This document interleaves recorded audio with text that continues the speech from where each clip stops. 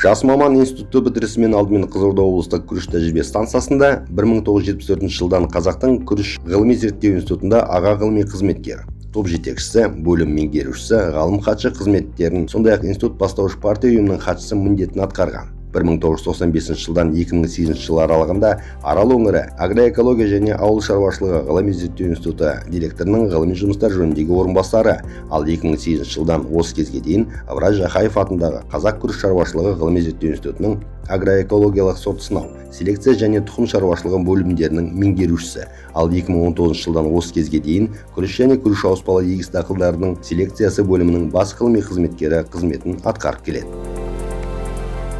Қазақстанда бірінші болып күріш селекциясында тәжірибелік мутагенез әдісін қолданған. Оның зерттеулері нәтижесінде 200-ден аса мутанттар алынып, селекциялық жұмыстарда пайдаланылды. Оның ішінде 2 мутантты тікелей көбейту арқылы жаңадан 2 сорт шығарды және кандидаттық диссертация қорғады.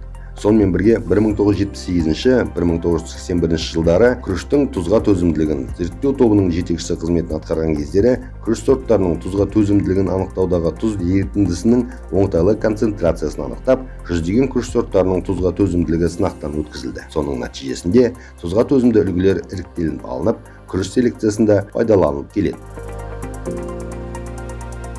Құрманбек Бәкірұлы күріш шаруашылығының селекция, тұқым шаруашылығы және технологиясы саласында 1981-1987 жылдары институттың оңтүстік батыс аумақтық бөлімінің меңгерушісі қызметін атқарып, Алматы облысының күріш өсіретін Ағдала және Қаратал массивтерінде ғылыми зерттеу жұмыстарына жетекшілік жасады. Ол институтта 1987 жылы құрылған картоп және көкөніс дақылдары бөлімінің алғашқы меңгерушісі болып, оның негізін қалады. Оның ғылыми басшылығымен картоптың популяциялық тұқым шаруашылығы, көкөніс конвейері, картоп және көкөніс дақылдарын өсіру технологиясы мен тыңайтқыш қолдану, өсімдік қорғау жүйелері бойынша өндіріске ұсынымдар әзірленді.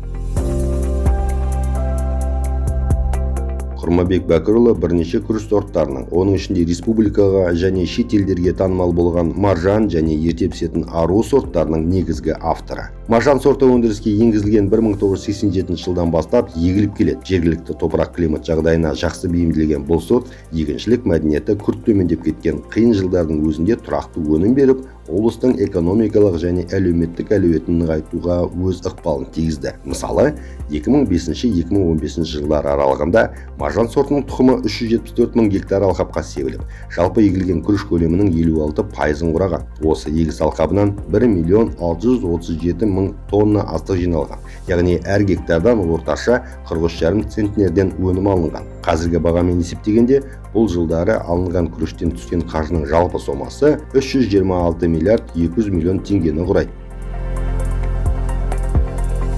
Ғалымның 160-тан аса еңбегі жарияланған. Оның ішінде 2 монография, 20-дан аса ғылыми жинақтар, ұсынымдар, авторлық куәліктері және патенттері бар. Оның тікелей жетекшілігімен күріш сорттарын көбейтудің бірнеше жаңа әдістері әзірленіп, оларға патенттер алынды. Атап айтқанда, күріштің тұқым шаруашылығында қолданылатын күрішті көшеттеп масағымен өсіру, тұқымды өндіріп егу және ТМД елдеріне бірінші болып күрішті және күріш ауыспалы егісінің әртараптандыру дақылдары, рапс, соя және арпаны жалға егіп өсіру технологиясын зерттеп әзірлеген. Жыл сайын алыс және жақын шетелдердің 50-ден аса күріштің жоғары өнімді сорттары экологиялық сорт сынаудан өткізілсе, олардың жергілікті жағдайға бейімділігі, өнімділік әлеуеті, өнім сапасы жан-жақты бағаланып, үлгілердің ең үздіктері өндіріске ұсынылды. Ал Ресей ғалымдарымен бірлесіп шығарған Байқоңыр сорты пайдалануға рұқсат етілген сорттар тізбесіне енді. Облыста пайдалануға рұқсат етілген және перспективалы 10-нан аса күріш сорттарының бастапқы және элиталық тұқым шаруашылығы жүргізіліп, оң нәтижесін беруде. Кейінгі жылдары оның жетекшілігімен радиациялық мутагенез әдісі қайта қолға алынып, Ресейдегі халықаралық біріккен ядролық зерттеулер институты және Абай облысының Курчатов қаласындағы ядролық технологиялар паркі акционерлік қоғамының ғалымдарымен тұздылыққа және қуаңшылыққа төзімді мутанттық түрлер алып, синтетикалық селекцияда пайдалану бойынша ғылыми жұмыстар жүргізілуде. Қазіргі кезде тұзға және қуаңшылыққа төзімді оңдаған мутантты іздер алынып, селекцияда қолдануға берілді. Зерттеулер нәтижесі бойынша бірнеше шетелдік басылымдарда ғылыми мақалалар жарияланды. Сонымен қатар күріштің жаңадан шыққан сорттарын жеделдетіп көбейтудің жаңа инновациялық тұқымды көшеттеп өсіру, өндіріп себу әдістерін гидропоника тәсілін қолданып, бастапқы тұқым шаруашылығын енгізу бойынша зерттеулер жүргізілуде.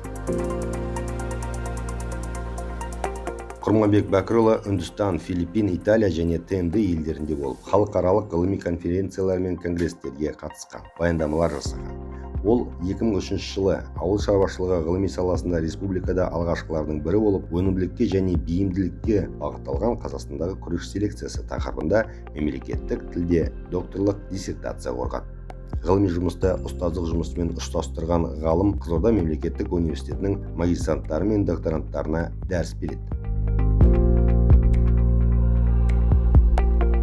Ол ғылыми және қоғамдық жұмыстағы жетістіктері үшін облыс әкімі мен мәслихаттың, Қазақстан Республикасының ауыл шаруашылығы министрлігінің, ұлттық аграрлық зерттеулер орталығының құрмет грамоталарымен, КСРО халық шаруашылығы жетістіктері көрмесінің қола медалімен марапатталған. КСРО өнертапқышы төсбелгісінің 1997 жылғы Қазақстан Республикасының мемлекеттік ғылыми стипендиясының, 2006 және 2008 жылдардағы Қызылорда облысы әкімі стипендиясының иегері. 2004 жылы Қазақстан Республикасы құрмет орденімен марапатталса, 2014 жылы ауыл шаруашылығы саласының үздігі төсбелгісіне ие болды.